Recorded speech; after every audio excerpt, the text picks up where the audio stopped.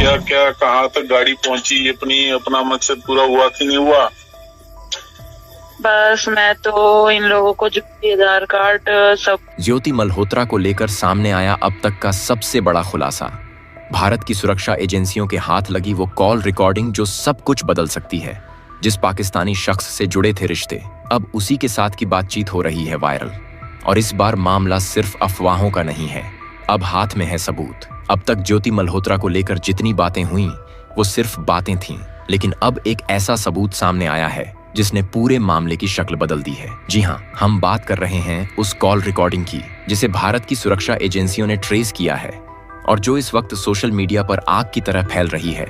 ये कॉल किससे हुई थी, क्या बात हुई थी और किस एजेंडे पर चर्चा हुई, ये अब भी हिडन है। लेकिन इतना जरूर है कि इसी एक कॉल ने इस पूरे मामले को यूट्यूबर से सीधे नेशनल सिक्योरिटी तक पहुंचा दिया है। तो चलिए वीडियो में आगे बढ़ते हैं और जानते हैं वो पूरी कहानी जिसने अब इस केस को और भी मजबूत कर दिया है। सबसे पहले सवाल ये उठता है कि ये मामला शुरू कहां से हुआ और एक यूट्यूबर का नाम अचानक राष्ट्रीय खबरों में क्यों गूंजने लगा। दरअसल हरियाणा की एक महिला यूट्यूबर ज्योति मल्होत्रा, जिनका यूट्यूब चैनल ट्रैवलिंग ब्लॉगिंग पर बेस्ड था, वो देश विदेश घूमकर लोगों को वहां के कल्चर को दिखाती थी। लेकिन पिछले कुछ दिनों से, खासकर जब से पहलगाम अटैक हुआ है, तब से इनका चैनल लोगों की नजरों में ज्यादा आने लगा।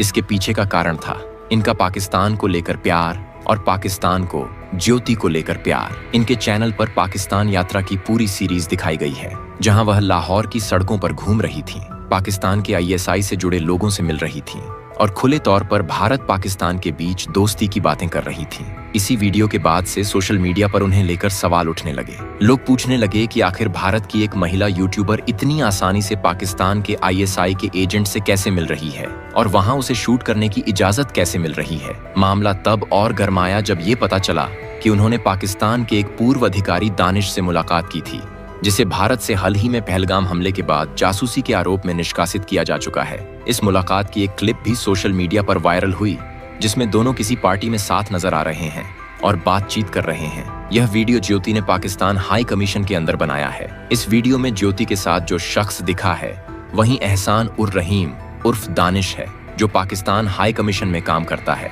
और भारत सरकार ने इसे ही 13 मई को पर्सोना नॉन ग्राटा डिक्लेयर करते हुए देश छोड़ने का आदेश दे दिया था। इसके अलावा ज्योति की एक फोटो भी सामने आई, जिसमें वो सरगोधा में पाकिस्तान एयरफोर्स के ऑफिसर की वाइफ के साथ दिख रही है। अब जब ये वीडियोस और फोटोज धीरे धीरे सोशल मीडिया पर वायरल हुआ तो भारत की जांच एजेंसियां ज्योति को लेकर तुरंत सतर्क हो गईं और धीरे धीरे एक एक कर कई सारे पुराने वीडियो खंगाले जाने लगे। कुछ रिपोर्ट्स के मुताबिक ज्योति ने बीते साल पाकिस्तान की कई यात्राएं की थीं, जिनमें उन्होंने अलग अलग शहरों से रिपोर्टिंग की थी और वह दावा कर रही थीं कि उनका मकसद सिर्फ नॉर्मल ब्लॉगिंग है।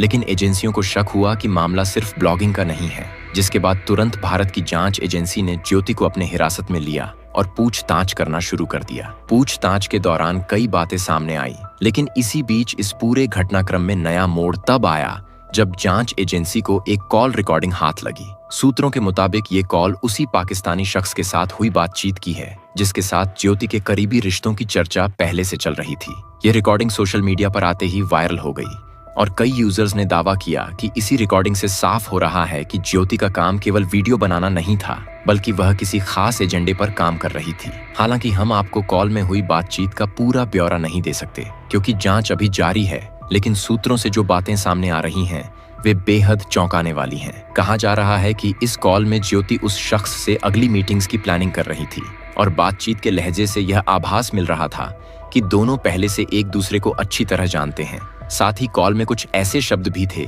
जिन्हें सुनकर जांच एजेंसियों ने इसे सीरियसली लेना शुरू कर दिया है। यही नहीं, कॉल रिकॉर्डिंग को लेकर बताया जा रहा है कि इसमें कुछ ऐसे नामों का जिक्र हुआ है जो पहले भी भारत विरोधी गतिविधियों में शामिल रहे हैं। हालांकि अभी इसकी पुष्टि नहीं हुई है, लेकिन सूत्रों के हवाले से खबर है कि जांच एजेंसियां उन नामों की पड़ताल करने में जुट गई हैं। बताया जा रहा है कि ये कॉल कोई आम बातचीत नहीं थी, बल्कि इसमें कुछ ऐसी चीजें भी थीं जो अब कई डिपार्टमेंट्स को टेंशन में डाल चुकी हैं।